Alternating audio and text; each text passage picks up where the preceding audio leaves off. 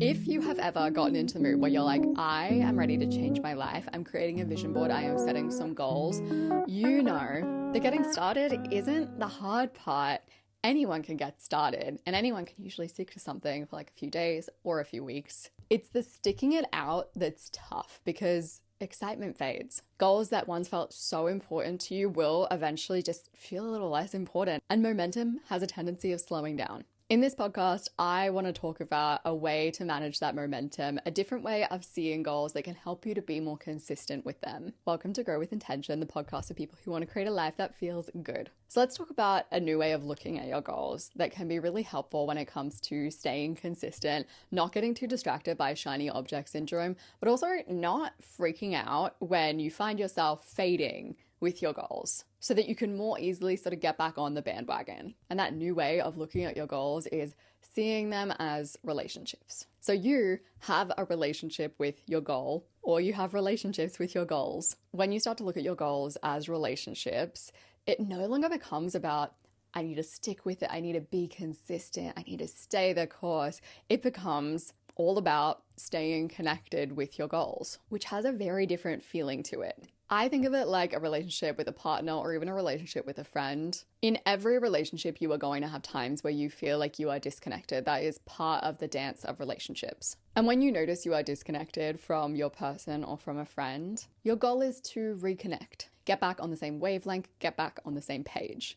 When you make this shift in your mind and you find yourself in that inevitable little drop-off point, which just tends to happen, you no longer think in terms of like, ooh, I should, I shouldn't, I ought to, I have to, like, get back onto it, keep at it. You kind of just think in terms of like, ooh, I'm feeling a little disconnected here. Where's that coming from? What can I do about it? Which is always just a better way to be when it comes to your goals. In the Life app, which is my goal setting workbook, also something that I'm just so proud of and I love so much, I talk about Victoria Schwab, a fantasy book author. So Victoria has found that she has a pretty predictable pattern when it comes to any new books that she goes to write. She will sit down, she'll be typing it out, and as soon as she hits around the 10,000 word mark, she will get a new idea for a new, shiny, exciting book. And she will get the urge to drop the current writing project that she's already started. Not only that, but the current book, the book that she's writing, that once was the shiny, exciting, untouched, unspoiled project goal, it's become really familiar. It's become a bit more complex. Her relationship with it is different. Things have started to feel less perfect. The book isn't feeling shiny and new anymore. And of course, tapping out of that relationship is going to feel easy. You don't have to confront any tough feelings. You don't have to do the work to reconnect. But the emotionally healthy option, the one that you would practice if you were in a healthy relationship, would be to reconnect with that goal that you were already working on, rather than chasing the shiny new thing. I also think that when you start a new goal, you should think of it like starting a fresh new relationship.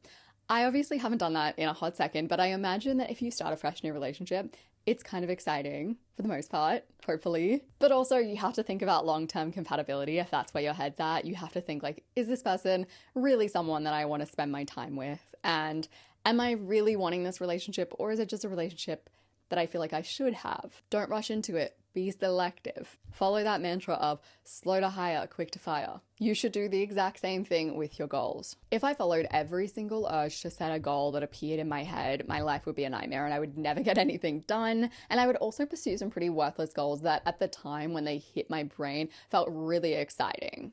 Oftentimes, all that it's taken is a little bit of maybe dating that goal or like flirting with it and then realizing like, oh, I don't want this. I want it, or I think it'd look good to have it. So I haven't committed to those goals. And once you've actually committed to a goal, so you realize, yeah, no, this is something that I want to do, that is when it's inevitably going to get more challenging. And I like to think of that as sort of moving in with your goal, similar to moving in with a new person in a relationship. Things inevitably do get more complex. You enter a dance of disconnecting and reconnecting. So if you really want to take action on this idea, you might create a bit of a notebook dedicated to a goal in your life. Ideally, a goal that you've already flirted with, you've already checked into to make sure, yes, you're compatible with this goal. It's something that you actually want. So your goal with this notebook is whenever you feel any kind of resistance, whenever you feel a little bit disconnected from your goal, you go back to this notebook. You journal on your resistance. you reconnect with why you loved this goal so much in the first place. Or maybe your journal will prompt you to do a little date night with your goal. At the end of each of my podcast episodes, I do Recs of the Week for people who want to dive deeper into the idea that I talked about in this podcast.